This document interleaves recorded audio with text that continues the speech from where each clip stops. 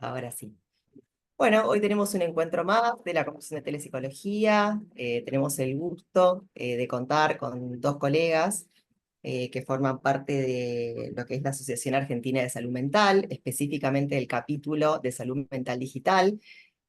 Nos acompañan Victoria O'Donnell, que es consultora e investigadora en inteligencia artificial, socióloga de la Universidad de Buenos Aires, maestranda en métodos cuantitativos de la Universidad de Columbia en Nueva York. También contamos con la presencia de Mora Zaharia, que es psicóloga de la Universidad de Buenos Aires, especialista en salud mental digital, presidenta del capítulo de la Asociación Argentina de Salud Mental, fundadora y directora de la plataforma psicoanalisisonline.com desde el año 2013. Bueno, la verdad que es un placer y un gusto tenerlas acá para poder hablar sobre inteligencia artificial y salud mental. Gracias, Silvana. Gracias por invitarnos. A ustedes por estar acá. Bueno, voy a compartir pantalla, así iniciamos. Acá estamos. A ver, espera porque se me juntó con este material. Ahí va. Bueno, primero, a ver, la intención nuestra es poder transmitirles un poco el estado de situación hoy, de aquello que hay presente en lo que es inteligencia artificial aplicada a la salud mental en particular, y podemos ir discutiendo, pero la idea, como nombrábamos hace un ratito, no es que va a suplir a los profesionales, porque es innegable que hay algo de lo que acontece en la consulta y en el encuentro humano que es irreemplazable, y nos situamos desde ahí. Sin embargo, también somos de la creencia que las tecnologías ya están acá presentes y que necesitamos conocerlas y entender en qué medida cada uno se siente cómodo con trabajar con las mismas o no, y aparte porque están sucediendo también en la escucha de nuestros pacientes. Cuando yo arranqué a trabajar de manera online en el 2013, la gente le parecía que era prácticamente no ético esa dinámica de trabajo. Hoy estamos todos trabajando de esa manera y entendemos que tiene sus limitaciones, pero también tiene sus beneficios, y la idea de hoy es poder justamente mostrarles un pantallazo de algunos aspectos de lo que es la inteligencia artificial, que mientras hablamos, está sucediendo y creciendo, y después que cada uno pueda individualmente también definir qué posición tiene respecto de eso. Entonces vamos a dar inicio formalmente a la charla. La inteligencia artificial ha llegado para ayudarte. Hoy exploraremos juntos cómo la IA está revolucionando el ámbito de la salud mental. Desde diagnósticos más precisos hasta terapias personalizadas, la IA nos brinda herramientas inimaginables hasta hace poco. Las aplicaciones de IA son capaces de analizar patrones de comportamiento para predecir crisis ADAM. Además, facilitan el acceso a tratamientos y recursos de salud mental a personas de todo el mundo, independientemente de su ubicación. Pero esto va más allá de la tecnología. Se trata de cómo la empleamos a de la salud para mejorar la calidad de vida de nuestros pacientes. Con la IA podemos brindar un apoyo más eficiente, eficaz y empático. Sin embargo, también enfrentamos desafíos significativos. La ética y la privacidad de los datos son cuestiones críticas que debemos abordar. Además, la precisión de los algoritmos depende de la calidad y diversidad de los datos utilizados. Juntos, podemos marcar una diferencia significativa en la salud mental a nivel global. Bienvenidos a la conferencia sobre IA y salud mental. Cambiemos el futuro, juntos, uno a uno. Bueno, voy a hacer una pausa acá. Esto lo hice hoy a la tarde con una aplicación de inteligencia artificial, literalmente poniendo solamente 2 frases para generar un video de 1 minuto y medio que hable para la introducción de una charla. Si ven en detalle, hay algunas imágenes que no corresponden, hay algunas cosas que uno podría, por supuesto, pensar de otra manera. Yo lo dejé limpio, simplemente poniendo 2 frases y con el material que me brindaba, para arrancar esta charla dando cuenta específicamente del uso que hoy es factible de hacerse. Sobre esto uno lo puede editar como le guste, más tiempo, menos tiempo, otro tono de voz, editar las imágenes, editar el mensaje, el texto. Esto es para decirles que esto ya está acá, no es una idea, ¿no? Sino que es algo concreto. Y esto lo hicimos con esa intención de mostrarles algo en vivo de lo que hoy ya está funcionando, ¿no? Y sobre esto se pueden hacer videos de lo que se le ocurra, de cualquier cuestión también que uno pueda profundizar en relación a la salud mental. Entonces, Vicky, no sé si querés seguir vos por este lado y después retomo yo. Sí, bueno, hola a todos y todas. Con respecto a lo que decía Mora, gracias por invitarnos. Con respecto a lo que decía Mora, no sé si están al tanto que hay un test de Turing, es un test que inventó Alan Turing en la Segunda Guerra Mundial, que tiene que ver con la capacidad de discernir si un sistema es humano o no humano. Se dice que hoy en día estamos en un momento post-Turing, o sea que ya es casi indiscernible esto de si ese video lo hizo Mora, lo hizo inteligencia artificial o lo hicieron productores. Es muy difícil darse cuenta, así que es importante reconocer que estamos entrando en esta nueva era de una crisis casi epistemológica y fenomenológica, ¿no? sobre la realidad. Bueno, ¿qué es la inteligencia artificial? Básicamente es un modelo probabilístico de suposición, ¿no? Muy bueno. Y ese muy bueno tiene que ver con avances tanto en la parte de hardware, digamos, de la capacidad de procesamiento, también con modelos, con desarrollos teóricos sobre cómo vincular toda esta información. Eh, y bueno, y con la disponibilización de muchos años de estar digitalmente presentes, ¿no? O sea, es una historia, una acumulación de conocimiento que estaba ahí en YouTube, en Google, en Wikipedia, eh, que OpenAI y otras compañías lo pudieron usufructuar. Ahora, esto de que es un modelo probabilístico es, por un lado, consuela, porque bueno, son solo probabilidades y como no es que conoce de mi vida, son generalizaciones, pero también tiene esa idea narcisista de que como es fácil encasillarnos con regularidades, ¿no? Uno no sabe qué prefiere, si que te estén escuchando y entonces la privacidad se ve amenazada, o formar parte de un colectivo que es tan predecible que no necesitan escucharte. Entonces está en esa tensión. Inteligencia artificial a mí me sirve pensarlo, a mí me lo han explicado como sentir que tenemos un colega o un amigo o un familiar que conoce mucho de muchos temas. Entonces, eso es una buena forma de entenderlo, ¿no? Em, lo que hace entonces es, ante una pregunta, como por ejemplo lo que hizo Mora, supone qué es lo que uno está buscando. Y no solo lo supone bastante bien, sino que además responde de una manera que es probabilísticamente acertada. Probablemente si me digas que estás mal, quieras que yo te diga, bueno, ¿no? Un tono distinto a, no sé, a que te trate mal, digamos. Eh, Así que bueno, eso es un poco el resumen de inteligencia artificial. Con respecto a ChatGPT en particular, que es la revolución, antes era re abstracto hablar de ciencia de datos o de IA, y ahora es algo que hacemos muchos. Gente que no está tan digitalizada sabe lo que es ChatGPT. Bueno, ¿por qué pudo hacerlo bien? Es bastante técnico, si quieren después nos metemos en eso, pero sí parece que es innegable que la introducción de ChatGPT nos introdujo en esta era exponencial, que se llama era exponencial, que es que cada avance tiene un impacto multiplicado sobre el resto de los avances, ¿no? Como que no crece linealmente, crece de una manera explosiva la innovación tecnológica. Bueno, ¿cuál es el impacto de esto? Ahí Mora va a hablar de algunos pilares de cómo impacta toda esta revolución en nuestra vida cotidiana. Ah, estás muteada.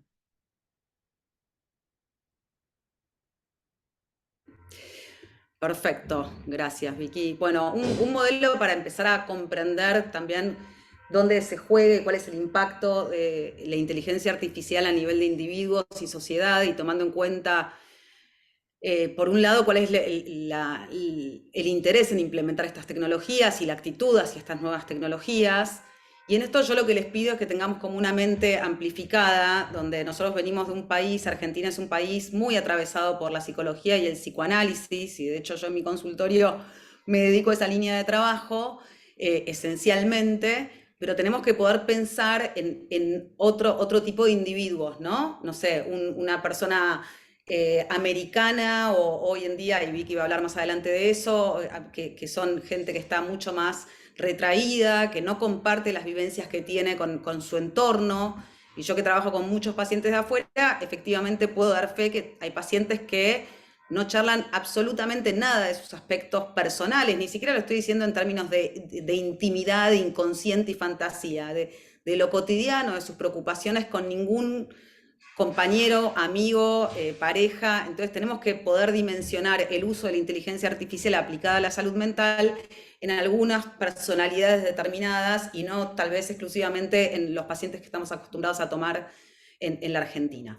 Entonces, bueno, este es un paper, todos los papers que hay acá son todos papers del 2022 en adelante, y esto lo digo porque es tal la aceleración de información que en realidad uno toma los últimos 2 años de información porque ha venido mutando un montón. Este es un paper del 2023 donde usan este modelo que nombran como Impact y para poder pensar qué pasa con la inserción de la inteligencia artificial respecto de las sociedades y los individuos. Voy a pasar algunas cosas muy rápido para dejarnos espacio, hay mucho contenido y para dejarnos espacio a la discusión y al diálogo, pero hay que pensar cuál es el grado de interacción, ¿no?, que uno tiene con la inteligencia artificial.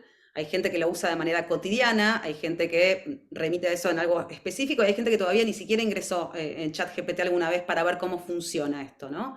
Por ejemplo, digo ChatGPT porque es un modelo de, se le conoce como LLM, que es volúmenes grandes de información, ¿no? Está ChatGPT, que es el más conocido, hay otros. Por supuesto, toma en cuenta el área de lo que involucra a la persona, que tiene que ver con lo demográfico, ¿no?, la edad, el género, el tipo de personalidad. Entonces acá podemos pensar que no es lo mismo una persona de 15 años que está hoy a veces buscando respuestas del colegio en ChatGPT para dar cuenta de información, que una persona de mi edad que está adecuándose a las tecnologías y entendiéndose con ellas y que no es un nativo digital, como se llama, ¿no? Después, ¿a qué área refieres? Nosotros vamos a hablar puntualmente en salud y en salud más específicamente en salud mental, pero bueno, hoy en día cómo esto está inserto en la educación, cómo está en el área comercial, qué área está involucrada, lo que es lo cultural, y acá tenemos que pensar, por supuesto, en la cuestión de la idiosincrasia, pero también en las políticas públicas. Algunos están como más atravesados y más permeables a esto, y en esto también tiene que ver con algunas bajadas de qué permiten y qué no permiten. Por ejemplo, seguramente ustedes notaron que en WhatsApp en un momento a todos se nos habilitó inteligencia artificial en el WhatsApp. Bueno, eso sucedió acá, en otros países eso no sucedió y no se habilitó todavía. Veremos qué pasa con las regulaciones, pero hay algo que también atraviesa ahí más lo nivel de políticas. Y la transparencia, esto tiene que ver con cómo aprende y cómo genera conclusiones. Y esto uno le puede preguntar a ChatGPT, ¿no? ¿Cómo es que accedes a esta información? ¿De dónde es? Hay otras tecnologías, por ejemplo, que te citan las fuentes. ChatGPT no, eventualmente se lo tenés que solicitar. Entonces, el entrecruzamiento de estos 5 elementos y, por supuesto, combinado con la actitud hacia la inteligencia artificial y el interés de implementar esto, ya sea en un sector o ya sea en una cierta cultura, con las experiencias resultantes, es lo que permite pensar en cuál es la inserción de la inteligencia artificial, ¿no? Y me parece importante para poder entender la complejidad de cuán abierto uno está o no contemplando todas estas variables. No voy a apresurar. Áreas donde ella específicamente tiene que ver con lo que es salud mental, podemos ubicar 4 aspectos. Uno es lo que nombraba Vicky hace un ratito, de los modelos de ChatGPT, que están vinculados a la psicoterapia. Por supuesto que están entrenados en lo que es la terapia cognitiva conductual, están entrenados en algunos modelos de terapia de apoyo y están entrenados en el modelo de dialéctica cognitiva comportamental de Marshall Linehan. Toda esta información ellos la absorben, ¿no? Como la tecnología conoce toda esta información, conoce cada uno, como lo hemos estudiado, bueno, conoce todo lo que está disponible en ese marco. Vamos a profundizar y ver cómo esto opera y algunas aplicaciones ya presentes en esto. Después lo que hace al fenotipo digital, que tiene que ver con la huella digital que dejamos, esto tiene que ver con qué es lo que, por ejemplo, la telefonía nuestros celulares saben de nosotros, y esto también incluye los biomarcadores para monitoreo. Vamos a profundizar un poco más, pero básicamente, si uno toma el celular de alguna persona, puede la tecnología dar cuenta de cuánto tiempo estuvo conectado, esto lo sabemos todos, a las aplicaciones, a qué tipo de aplicaciones, cuánto tiempo en redes sociales, cuál es la velocidad que tienen en escribir, cuántas llamadas hicieron. Bueno, cantidad de información, depende si uno tiene ciertas aplicaciones o no, cuántas horas durmió, ¿no? Cuántos pasos dio. Entonces, todo esto nos brinda un montón de información que es lo que toma la inteligencia artificial aplicada a la salud mental en algunas propuestas que ahora vamos a ver.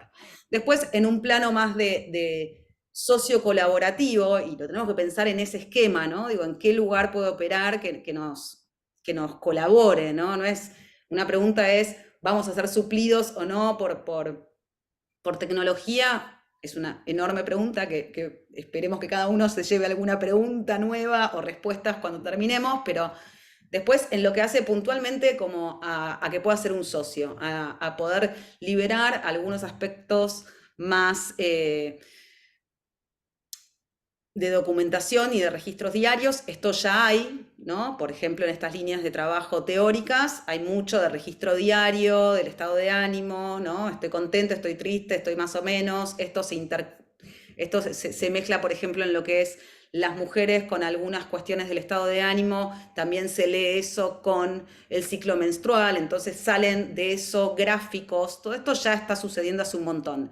Antes algunos lo trabajaban de manera manual, hoy la inteligencia artificial y la tecnología en general te permite en ese sentido apoyarte y te quita ese trabajo. Y después lo que hace puntualmente más al área de la psiquiatría, que es entender la inteligencia artificial como herramienta que puede guiar el desarrollo de nuevos psicofármacos. Los psicofármacos que hoy usamos de última generación son de hace 50 años que ya están instalados. Entonces, con todo el volumen de información y esto del Big Data, ¿no?, que se nombra tanto, la inteligencia artificial puede sacar conclusiones, patrones, y eventualmente tienen la idea algunos de que esto va a poder desarrollar, por ejemplo, fármacos específicos y tratamientos más personalizados. Bueno, esto estará por verse.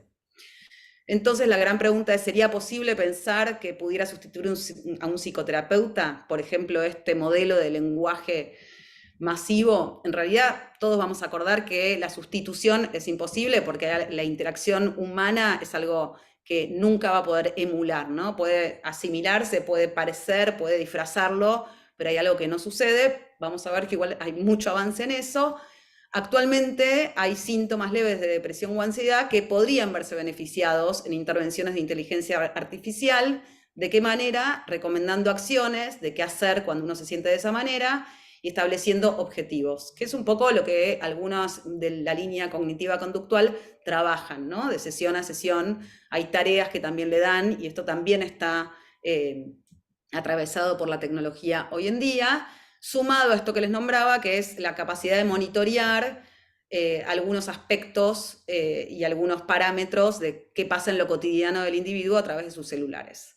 Esto genera la detección más temprana, incluso hay algún paper que dice algo así, hay un estudio que dice que en Facebook, si uno estudia qué es lo que se escribe, muchas veces uno podría anticipar, antes de que aparezca en la consulta, algunas cuestiones de síntomas incipientes de depresión, muy anterior a la consulta propia. Y esto que les nombraba antes, en términos de ubicación geográfica, dependen los marcos legales, y algunos prohíben este tipo de modelos. Bueno, y el sesgo, que después vamos a hablar también, que esto lo va a hablar Vicky, que son que no todos los países tenemos los mismos datos, y estos se crean sobre datos específicos y se entrenan los algoritmos sobre algún lugar específico, y ahí, cuando uno lo piensa exponencialmente, entonces se va ampliando la brecha, ¿no? Donde ahí es todo un tema, la inclusión en sí mismo en estos grandes modelos. Entonces vamos directo al uso de inteligencia artificial. Nuestro interés es que ustedes conozcan esto que ya está vigente, más allá del uso o no uso, es entender cuál es el estado de situación hoy de tecnologías aplicadas a la salud mental. Hoy ya sucede una que se llama clínica digital, que tiene este modelo, como pueden ver, que hay un encuentro, perdón que yo me acelero y hablo rápido porque quiero dejar tiempo después, pero digo, hay un encuentro profesional-paciente semanal, donde ya sea presencial o virtual, y después está todo esto que decimos, que es a través de la telefonía uno puede tener datos pasivos, datos activos e intervenciones específicas para ese paciente. Y acá aparece una nueva figura, por lo menos en este modelo de clínica, que es el navegador digital, que tiene como objetivo como toda la facilitación de las cuestiones tecnológicas, ¿no? Donde trabaja después de la sesión con el profesional y con el paciente, les puede decir, bueno, a ver, ¿qué necesita este paciente? Así yo le agrego en su propia aplicación algunas tareas específicas o algunos registros específicos que él necesite o ella necesite según la instancia en la que esté. Y después lo que es la data pasiva, que es esto, ¿no? Del sueño, de la caminata. La activa es cuando uno activamente se dispone a completar algo, la pasiva es cuando esa información es tomada de manera pasiva.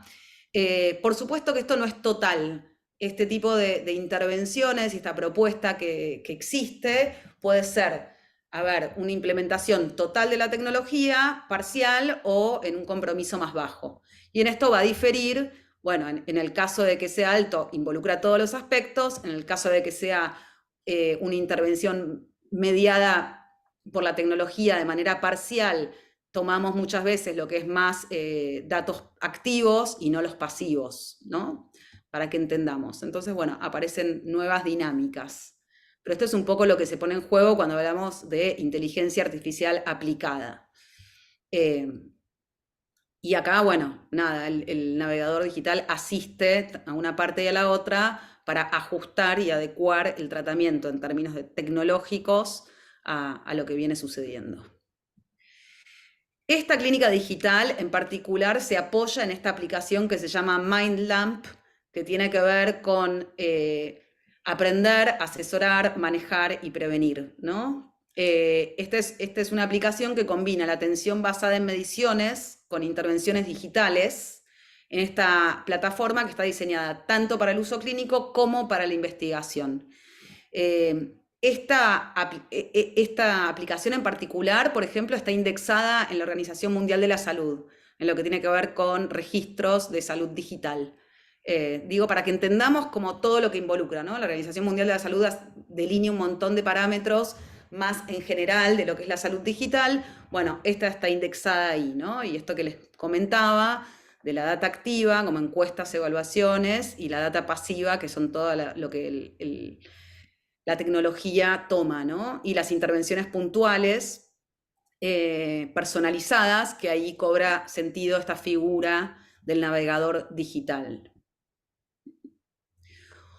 Otra tecnología desarrollada que se llama TESS, y acá, nada, esto salió en The Guardian en Londres, es un chatbot de salud mental que piensa como un terapeuta, fue un desarrollo hecho por un técnico de Silicon Valley que había tenido depresión en su juventud y que tiempo después se encontró con que, como algo decían al principio, y esto de Trenkelauken, si mal no recuerdo, la dificultad que hay es que hay un montón de gente que no accede a servicios de salud mental. Entonces, a veces estos esquemas están vistos más como puerta de entrada hasta que se efectivice la conexión humana, más que como el tratamiento puro. Pero TESS en particular se realizó una prueba piloto en Canadá con cuidadores y se obtuvieron más de 12.000 mensajes de texto con 34 empleados de una clínica que eran cuidadores, donde ¿qué pasaba acá? Para que entendamos cómo se construye.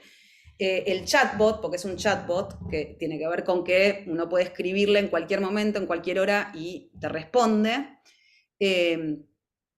fue entrenado por los empleados que les comentaban como si fuese algo cotidiano, qué vivencias tenían, qué sentimientos tenían, qué habían pasado ese día, y cuando TESS respondía de una manera incorrecta, justamente porque era una prueba piloto, ellos daban cuenta de que esa respuesta no era ajustada. Entonces, de esta manera se entrenaba a la herramienta para poder ir mejorando su nivel de respuesta, ¿no? Y de empatía con eso que sucedía. Bueno, ofrece apoyo emocional gratuito, estuvo más enfocado en la ansiedad y en los ataques de pánico, esto nos parece así, pero la realidad es que hay un montón de aplicaciones para, por ejemplo, acompañar a los individuos cuando atraviesan los ataques de pánico, y muchos no están dispuestos a llamar a su analista a la hora de estar en esa situación, y sí, sin embargo, de hacer uso de una herramienta, ¿no? Como método de compañía. Como acá dicen, es más que un terapeuta, es como una socia, no es un terapeuta, ¿no?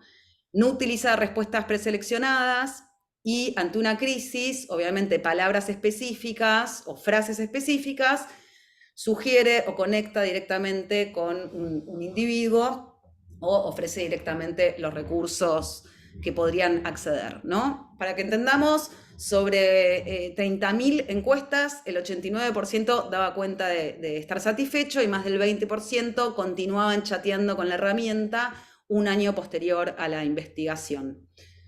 Bueno, podemos pensar un montón de cosas en torno a esto. Yo les estoy compartiendo qué es lo que hoy ya está sucediendo. Esta B-Affect, que es otra tecnología, fue desarrollada por una doctora de psiquiatría y bioingeniería de Illinois. El objetivo y la premisa de la cual sale es que la dinámica del teclado puede identificar a personas con trastorno bipolar y predecir discretamente la gravedad de la depresión o periodo maníaco, digo yo. La hipótesis que parten es esto, que la dinámica de la pulsación, esto es, la velocidad, la frecuencia de los mensajes de texto, los patrones de uso en aplicaciones en redes sociales, se ven alterados durante los episodios depresivos y maníacos en personas con trastorno bipolar. Esto uno lo puede ver, yo no les quería cargar un montón, pero son gráficos. Esto se genera también con grandes volúmenes de datos, donde uno puede ver, y nosotros sabemos que los pacientes que están deprimidos, por ejemplo, el nivel de acción que tienen de accionar de lo cotidiano, en general están más replegados y más pasivos. Y cuando algunos pacientes están en un periodo más hipomaníaco, hablando a grosso modo, por supuesto que hay un montón de otras cosas a tomar en cuenta. Bueno, si uno ve que no se para de mover, que manda un montón, estos registran cuántas veces van para atrás cuando escriben un texto, con qué velocidad escriben el texto, cuánto se hizo. Para que entendamos, son 34.000, más de 34.000 horas de escritura registradas para poder evaluar y generar este desarrollo. Este fue un estudio antiguo, ya hoy está más avanzado, muy reducido. Por supuesto que con un N de 31 no podemos dar fe de nada, pero sí es que se está empezando a generar todo el volumen de información y de científica requerida, ¿no? Y algo que me pareció bastante interesante, bueno, quizás es algo personal, pero digo, que la desarrolladora lo que planteaba es que todas estas personas que estuvieron en el estudio piloto del 2015 al 2017, los concebía como científicos ciudadanos. En realidad mucha otra gente también se cargó la aplicación. ¿Para qué? Para hacerse de data, de información más voluminosa y entonces tener resultados más representativos, ¿no? Donde se evalúa esto. La herramienta te da gráficos y uno puede ver cómo en general, en ciertos momentos más de hipomanía o manía, la cantidad de texto que se imprime y los errores que suceden son mucho más elevados que en otros periodos, y como una curva de Gauss, como si les dijese, ¿no? Como, bueno, cuando hay estabilidad es así, pero cuando hay momentos más de crisis sucede estas modificaciones, ¿no? Por eso se entiende y se nombra que la inteligencia artificial tiene también como función el poder anticipar alguno de los cuadros psiquiátricos, ¿no? Bueno, las investigaciones era esto. Estamos en PubMed también, uno ve la cantidad de desarrollos en relación al tema y es exponencial la curva de cómo en los últimos 4 años se disparó. Entonces vamos a seguir pensando, esto lo voy a pasar rápido porque después eventualmente les queda, pero ¿cuáles son las ventajas esquemáticas que podemos pensar? Bueno, el Big Data o grandes volúmenes de información que pueda analizar grandes volúmenes de datos, identificar patrones y correlaciones. La predicción y diagnóstico, que era esto que les venía contando, algoritmos avanzados que ayudan en esta línea. Mejora las terapias y el tratamiento, esto es discutible, pero bueno, trabajan desde intervenciones personalizadas, donde podrían adaptar las intervenciones a ciertas necesidades específicas. Una tiene un gran interrogante ahí. Y lo que es asistentes virtuales, que son estos chatbots que les comenté, que en realidad, para serles honesta, la psicología en particular, a mediados de 1960, en MIT, se desarrolló el primer chatbot que intentaba ser empático con el otro, que se llamaba ELISA, con lo cual, dentro de la psicología y las nuevas tecnologías, hace un montón, sumado a lo que dijo Vicky del test de Turing, que vienen pensando esto, ¿no? De qué manera podría aplicarse. Y optimización del tiempo y recursos, la automatización de tareas administrativas, que les mostraba en ese slide de 4 lugares donde podría ser favorecedor el uso de la inteligencia artificial, y lo que tiene que ver con la eficiencia de la investigación, por esto mismo, de los grandes volúmenes de datos que permiten no solo hacer un análisis más vasto, que nos tomaría un montón de tiempo si hay que hacerlo de manera manual, sino también la generación de hipótesis basada en patrones que observan, ¿no? Desventajas. Todo lo que hace a la privacidad y seguridad de los datos es, por supuesto, un riesgo grande. La realidad es que hay ciberataques en distintos lugares y, obviamente, lo que es la información de salud mental es particularmente sensible. Y la vulnerabilidad de las brechas de esta seguridad, ¿no? Lo que hace a la deshumanización y dependencia de las tecnologías, ¿no? que pone en riesgo esto de la relación terapéutica y de lo humano como fundamental y core, ¿no? y foco central de la distinción de lo que hacemos, ¿no? Esa capacidad de estar como con una escucha activa sobre el otro, y la dependencia de la tecnología, que esto ahí estamos viendo un montón, probablemente ustedes lo vean también en su consultorio. Esto me parece importante, lo nombro muy al pasar, ahora está muy presente el tema de la ludopatía. Entonces, por ejemplo, conocer que uno puede configurar o uno puede indicar la configuración del uso limitado y donde el celular, después de jugar 1 hora el jueguito, se corta y no le da acceso hasta el otro día al jueguito, son cosas que si uno trabaja en clínica está bueno conocerlas, más allá de que uno las puede implementar o no, saber que esas herramientas tecnológicas están también, ¿no? Desigualdades y acceso, bueno, por supuesto, esto amplía la brecha en ese sentido, porque quienes no tienen acceso quedan todavía más excluidos de esta realidad hoy, y exacerba las desigualdades, y la brecha digital respecto de la implementación de la tecnología avanzada podría beneficiar principalmente a aquellos que ya tenemos acceso a la tecnología y la educación y profundizar poblaciones más desfavorecidas, ¿no? Esto es algo concreto para siempre tomar en cuenta.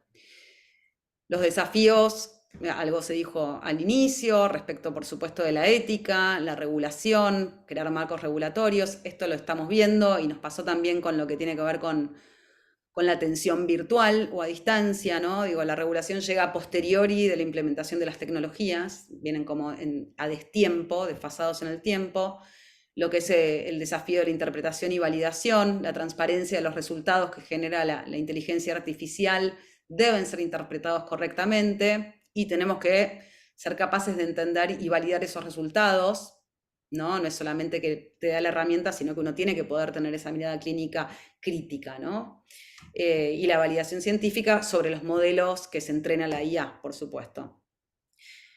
Necesitamos la capacitación profesional, que lo nombraba Silvana al inicio, lo que hace a las habilidades digitales, y una actualización continua porque tiene un nivel de aceleración brutal esta área. Entonces, le cedo la palabra a Vicky.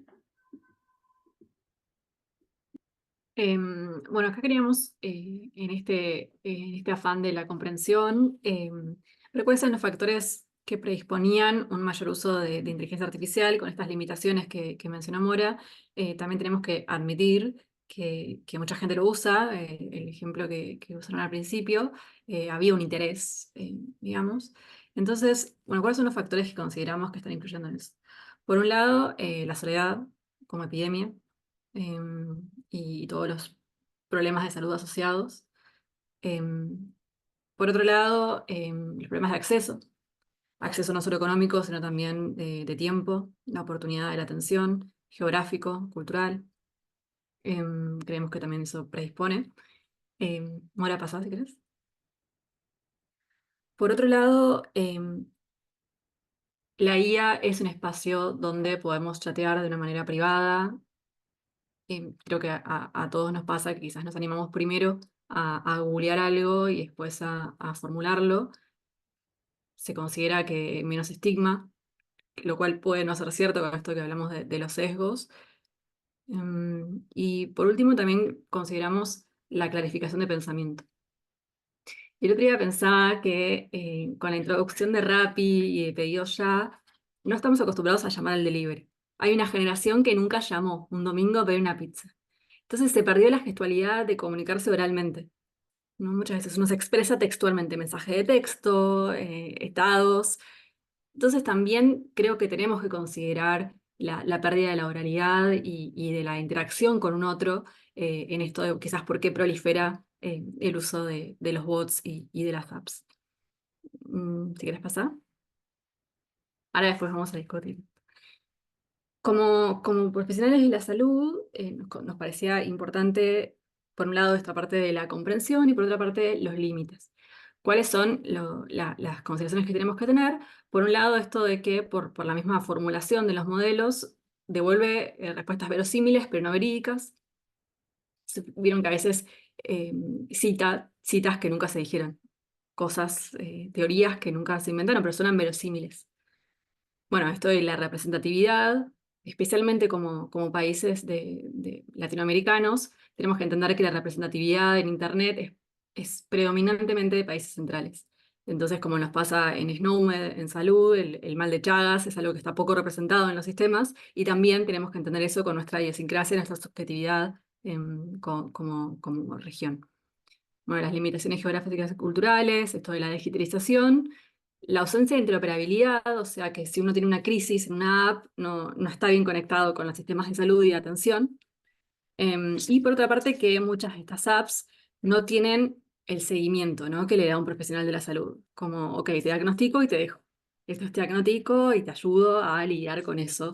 Diagnóstico o lo que fuera, ¿no? Hago una lectura sobre la situación.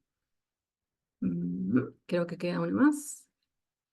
Bueno, esto es un ejemplo de si uno le dice que tiene depresión, un intento de suicidio o un abuso, la verdad es que cambia mucho cada respuesta, o sea, hay muy poca trazabilidad y también muchas veces da una respuesta que tiene que ver con las líneas de Estados Unidos, ¿no? Entonces yo digo, bueno, me quiero lastimar, me quiero autolesionar y me da el 911. No sé, me da como sistemas de salud que no son propios. Eso es importante tenerlo en cuenta. Como profesionales, ¿qué podemos hacer para mitigar los riesgos? Acá, ¿se acuerdan con Google como esto que pasaba que cuando devolvía un resultado que era erróneo, uno le escribía a Google o hacía una denuncia? Tenemos que acostumbrarnos a hacer lo mismo con ChatGPT. Hay formatos de dar feedback y es muy importante entender que nosotros estamos construyendo ese acervo de conocimiento que está detrás de estos modelos. Entonces, tener una actitud activa ante eso, como uno tenemos el reflejo de publicar papers. Bueno, lo mismo es con darle feedback a los sistemas de recomendación algorítmica. Esto que estamos haciendo ahora, de fomentar el diálogo y la sensibilización sobre el tema, acercarnos a los tomadores de decisión, esto bueno, que los consejos profesionales se acerquen a la política pública a los técnicos, como que se dé una mayor articulación. Mantenerse actualizado, todas las semanas sale algo nuevo, sale un modelo nuevo, es realmente vertiginosa la velocidad. Y bueno, esto también que estuvimos hablando de incorporar el uso, como un uso de facto. Está pasando y tenemos que posicionarnos, por más que nos parezca bien o mal, qué vamos a hacer con este fenómeno que está ocurriendo. Eh, bueno, eso es lo que yo quería decir al respecto. Bueno, igual, Vicky, voy a avanzar. Esto es para dejar situado algunos aspectos, algunas cosas, lo pasamos rápido para entrar a discutir, Sí, entender que hoy tenemos que pensar en cómo se juega a nivel personal, pero también como prestadores de salud, el bienestar digital, cuál es el uso que hacen nuestros pacientes, ¿no? Y cómo integramos la tecnología a la realidad que sucede, ¿no? Que es lo mismo que nombraba Vicky recién. Bueno, esto ya está acá, cómo vamos a posicionarnos respecto a esta realidad que ya es, ¿no? Y cómo lo vamos a usar de una manera saludable. Y en ese sentido, y consciente y crítica, ¿no? Tenemos que pensar en qué es la identidad digital. Esto es una parte, tenemos ya una identidad digital que uno tiene que apropiarse, eso ya está ahí, uno pone su información o pregunta por su nombre y su apellido y hay una identidad digital más allá nuestro, más allá de que querramos o no, que sucede y que ya está presente. Las habilidades digitales con que contamos, entender la atención como derecho humano fundamental, y acá también entra esta lógica de, bueno, hasta dónde el uso del chatbot o no, pero algo que para mí es fundamental siempre es pensar que activamente tiene que estar participando de su tratamiento el paciente. Entonces también hay que pensar cuánto ese paciente tiene interés o no de integrarse con algunas posibilidades o cuánto se venía beneficiado, ¿no? Más allá de lo que a uno le parece o no, en relación a pensarlo humanamente y centrado en el paciente. Bueno, el derecho a la desconexión, a poder desconectarse, ahora estamos todos conectados todo el tiempo, como que hay un nivel de inmediatez de respuesta que uno se tiene que poder preguntar, privacidad y seguridad, que lo nombramos ya varias veces, lo que es la vigilancia, todo lo que la información, uno a veces desconoce y pone ok, ok, ok cuando baja una aplicación y qué información le estamos cediendo, que en realidad termina siendo como un poco vigilarnos en respecto del uso de la tecnología y cómo toman ellos la información y el autocuidado y la autopercepción. Y entender que estamos atravesados hoy por algoritmos en el mundo digital, tenemos que poder identificar y reflexionar críticamente en cómo estos nos atraviesan la experiencia. ¿Por qué? Porque en realidad uno al final de cuentas, sin darse cuenta, está mirando lo que el algoritmo elige mostrarnos. Entonces esto también hay que poder tener una distancia óptima que nos permita repensar algunas cosas y no quedar atrapados en el algoritmo, que es todo un tema hoy, quizás no tanto en el área de salud mental, pero digo, sí con nuestros pacientes se les pone en juego, ¿no? Buscan algo y esto reaparece, reaparece y se va como profundizando, hay todo un tema en relación a eso, la alfabetización digital que nombraba Silvana, bueno, y es parte de poder, y que estén tomando este curso, ¿no? Ir formándose en todo lo que está disponible a nivel digital, seguir investigando en lo que es específico de salud mental, pensar cómo humanizar la tecnología, ¿no? Hasta dónde sí, hasta dónde no, hay toda una línea de trabajo en relación a eso, a que sea centrada en el individuo y qué significa esto. Entender que también hay algunos planes de formación hoy que están muy desactualizados y entonces hoy en día tenemos que pensar que en todos estos desarrollos tiene que haber profesionales de la salud involucrados, que eso es muchos errores que tienen algunas de las aplicaciones y desarrollos, ¿no? Que están hechos por personas que son tecnológicas, pero no por aquellos que conocen apropiadamente qué es lo que sucede a nivel de la salud mental. Bueno, y formarnos de las competencias digitales como profesionales, hasta el marco que uno esté cómodo, pero sabiendo que existen y pudiendo elegir cuál es la distancia o la cercanía que uno quiera tener con eso. Bueno, vamos a cerrar acá si damos lugar a la conversación. Cualquier cosa tienen ahí el mail del capítulo, si quieren conversar, dialogar o seguir compartiendo alguna pregunta o comentario con nosotros. Y te doy la palabra, Silvana, para que hagas vos. ¿Cómo te Bueno, parece? gracias Victoria y gracias Mora por estar ahí presente hoy acá. La verdad que muy clara la exposición que tuvieron, así que voy a cerrar la grabación para poder continuar, para poder comenzar a conversar, ¿sí? Gracias. A ver, aguárdenme un segundito, por favor.